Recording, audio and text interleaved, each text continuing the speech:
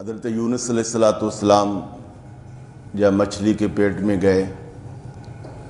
تو ظاہر ہے کہ یہ ایک ان کے لیے بہت بڑی آزمائش تھی اور بہت بڑی ابتلا تھی، ایک مصیبت تھی کہ مچھلی کے پیٹ میں کوئی محصور ہو جائے، پانی میں چلا جائے، تو اس سے بڑی آزمائش کیا ہو سکتی ہے۔ تو آپ جانتے ہیں کہ قرآن مجید میں بڑی ہی معروف آیہ مقدسہ ہے جسے آیہ کریمہ کہتے ہیں۔ آیت کریمہ جس کا آپ نے ورد کیا، وظیفہ کیا،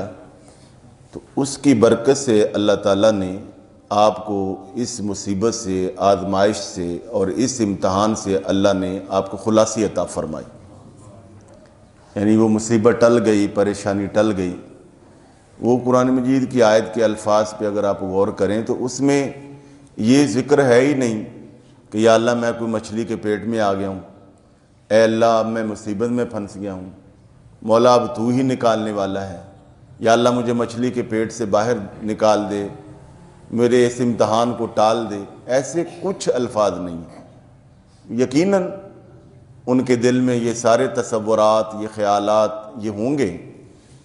مگر انہوں نے ایک ہی کام کیا کہ اللہ کی حمد بیان کی، اپنے اللہ کی تسبیح، اپنے اللہ کی تحلیل، اللہ کی تحمید، اللہ کی شان، اللہ رب العالمین کی کبریائی، اللہ رب العالمین کی بڑائی، بس یہ بیان کی۔ لا الہ الا انت سبحانک انی کنت من الظالمین۔ اپنی جو ہے وہ بے مائگی اور کم مائگی بیان کی اور اپنے اللہ کی بڑائی بیان کی۔ اگر آپ رسول کریم صلی اللہ علیہ وسلم کے بتائے ہوئے وظائف اور اوراد کا اگر آپ جائزہ لیں تو آدمی حیران ہوتا ہے کہ بندہ تو آپ کے پاس آیا تھا، یا رسول اللہ میرے پاس اولاد نہیں ہے، آپ فرماتے کلمہ طیبہ پڑھو۔ کوئی آ کے کہتا ہے یا رسول اللہ مجھ پہ قرض بہت چڑھ گیا ہے، تو آپ فرماتے کہ آپ قل اللہم مالک الملک پڑھو۔ کوئی کچھ مصیبت بتاتا، کوئی کچھ اپنی پریشانی بیان کرتا، حضور سرور عالم صلی اللہ علیہ وسلم جو وظائف اوراد ان کو بتاتے تو اس میں ساری اللہ کی یا تسبیح ہوتی یا اللہ کی تحمید ہوتی۔ خود پیارے آقا علیہ الصلوۃ والسلام کی جو دعائیں ہیں صبح اور شام کے، آپ کے جو اذکار ہیں، تو وہ اگر آپ سارے پڑھیں تو سارے اللہ تعالیٰ کی وحدانیت کا ذکر ہے، ان میں اللہ کی تسبیح ہے، اللہ کی حمد ہے، اللہ کی تقدیس ہے۔ تو یہ بیان کرنے کے بعد میں نے یہ عرض کیا جو کہ علماء اکرام نے بیان کیا، مفسرین نے بیان کیا، کہ جب بندہ اللہ کی تسبیح پڑھتا ہے، اللہ کی پاکیزگی بیان کرتا ہے، اللہ تعالیٰ کی حمد کرتا ہے، اللہ تعالیٰ کا شکر ادا کرتا ہے، تو اللہ تعالیٰ اس بندے کو اور اس کی ساری مسائل اور پریشانیوں کو اللہ تعالیٰ اپنی ذمہ کرم پہ لے لیتا ہے۔ اللہ تعالیٰ یہ فرماتا ہے کہ جو بندہ میرا ہو گیا ہے، اب اس کی تکالیف کو دور کرنا یہ میرا کام ہے۔ اور جتنی بھی کتابیں ہیں حمد و صلات کی،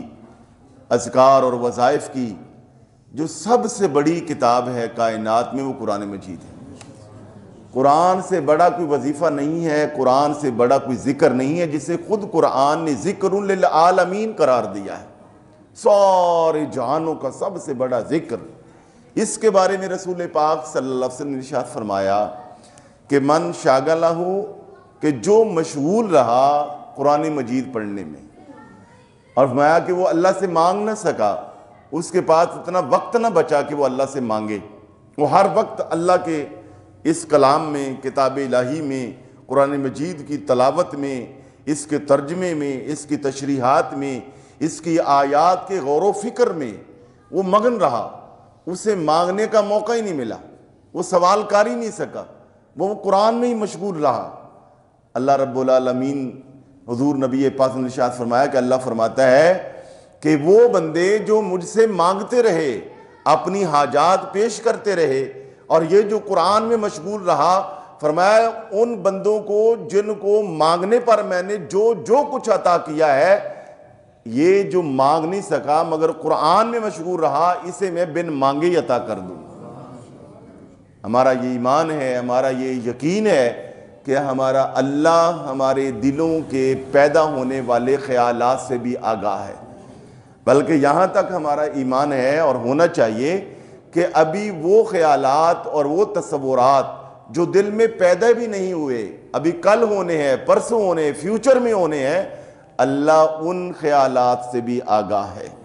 ہمارا اللہ اتنی پاور والا ہے، وہ اتنا علیم ہے، وہ اتنا خبیر ہے، وہ اتنا سمیع بصیرہ ہے۔ تو اس لیے جو لوگ اللہ کے ذکر میں مشغول رہتے ہیں، مجالس ذکر میں بیٹھتے ہیں، مجالس قرآن میں بیٹھتے ہیں، وہ قرآن کریم کی آیات کو پڑھتے ہیں یا سنتے ہیں یا غور کرتے ہیں یا ترجمہ تشریح کسی بھی طرح اس میں اپنے آپ کو مشغول رکھتے ہیں، ان کو اپنے مسائل کے لیے الگ سے ورد وظیفے نہیں کرنے پڑتے۔ حضور نبی کریم صلی اللہ علیہ وسلم کی ایک دعا ہے جسے علماء نے دعائے کرب کا نام دیا ہے، کہ جب بہت کوئی پریشانی بڑھ جائے اور کوئی راستہ نظر نہ آئے وہ دعائے کرب پڑھیں۔ تو وہ بھی اسی طرح آیت کریمہ کی طرح اگر آپ اس کے الفاظ دیکھیں تو اس میں بھی اللہ کی یا حمد ہے یا اللہ کی پاکیزگی ہے یا اللہ رب العالمین کی تسبیح ہے، اللہ کی شان اور آپ کی کبریائی اور آپ کی بڑائی کا بیان ہے۔ وہاں پر بھی یہ نہیں ہے کہ اے اللہ میری اس مصیبت کو ٹال دے۔ تو اس پر تمام محدثین شارحین نے لکھا کہ جو بندہ دعائے کرب پڑھے گا، یعنی وہ جو تحمید اور تسبیح والے کلمات ہیں، وہ جب پڑھے گا تو اس کی برکت سے اللہ تعالیٰ اس پڑھنے والے کی سارے مصائب و آلام خود ہی دور فرما دے گا۔